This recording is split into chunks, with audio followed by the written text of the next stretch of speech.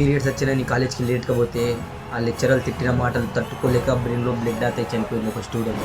ఇది నిజం, ఒక్కసారి వీడియో చూడండి. కాలేజ్కి లేట్ వచ్చినాం, మా డాడీకి హెల్త్ బాగాలేదు, ఇంకా మా చెల్లికి పీరియడ్స్ వచ్చినాయి. మా చెల్లి పీరియడ్స్ అని చెప్పేసరికి మధుర మ్యామ్ ఇంగ్లీష్ లెక్చరర్, నీకు ఒక్కదానికి వస్తాయా, మాకెవ్వరికి రావా, నేను తీసి చూడలేకనా అని అన్నది. నువ్వు కూడా ఒక ఆడదానివేగా, ఆడవాళ్ళకి పర్సనల్ టైంలో ఎంత పెయిన్ ఉంటుందో నీకు తెలీదా? లేకపోతే తెలిసి కూడా పువ్వు బలిసి కొట్టుకొని ఇట్లా మాట్లాడుతున్నావా? ఒకవేళ కాలేజ్ లేట్కి వచ్చినా మేము ఎవరితోనో పోయినాము అట్లా ఇట్లా అంటారు. కాలేజ్కి కొద్దిగా లేట్ వస్తే ఎవరితో పోయినావంటావా? నువ్వు కాలేజ్కి పిల్లలకి పాఠాలు చెప్పడానికి వచ్చినావా, లేకపోతే లేనిపోయి నిందలేసి వాళ్ళ ప్రాణాలు తీయడానికి వచ్చినావా?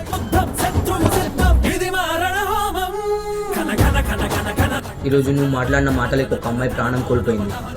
అదే ప్లేస్లో నీ కన్నా కూతురుంటే ఇట్లానే మాట్లాడేదానివా?